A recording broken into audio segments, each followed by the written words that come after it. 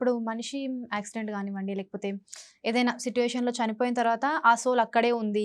ఇప్పుడు ఊర్లలో ఎక్కువ నమ్ముతూ ఉంటాం. అక్కడికెళ్తే ఏదో ఒకటి జరుగుతది. అక్కడి నుంచి వచ్చిన తర్వాత ఖచ్చితంగా ఏదో ఒక ప్యూరిటీ చేసుకోవాలి. లేదంటే అటునుంచి ఎళ్తున్నప్పుడు మనుషులను ఇబ్బంది పెడుతుంది అని ఒకటి వినిపిస్తూ ఉంటుంది ఊర్ల సైడ్‌లో.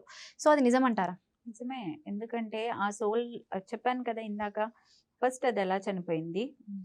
దాని మీద ఎలాంటి ప్రయోగాలు జరిగాయి? హ్మ్. దాన్ని ఎందుకు అక్కడ వదిలేశారు? హ్మ్. దానికి ఎవరు ఎందుకు హెల్ప్ చేయలేదు? ఈ 4 కారణాలు. అది మనల్ని బాధ పెట్టడానికి, భయపెట్టడానికి కాదు. అది వెళ్ళిపోవడానికి హెల్ప్ హెల్ప్ అడుగుతోంది. అడుగుతా. అదెవరు అర్థం చేసుకోరు. హ్మ్. ముందు సోల్ అనగానే భయపడి పారిపోతారు కదా! హ్మ్. సో, అదే. అంతే. సో, ఇప్పుడు మామూలుగా అంటుంటారు. వాడి కర్మకు వాడు చనిపోయాడు. ఎవరేం చేసేదుంది అని అంటారు.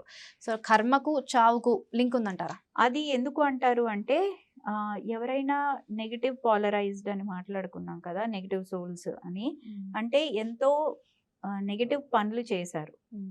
ఆ లైఫ్‌లో. ఓకే. అలా చేసినప్పుడు లైఫ్ అంతా ఒకళ్ళు చూస్తూ ఉంటారు కదా! మనతో పాటు మన పేరెంట్స్ కావచ్చు, మన స్పౌస్ కావచ్చు, మన ఫ్రెండ్స్ కావచ్చు. సో, వీళ్ళు ఈ లైఫ్‌లో ఇలా బతికారు అనేది మనతో పాటు ఇంకొంతమందికి తెలుస్తుంది.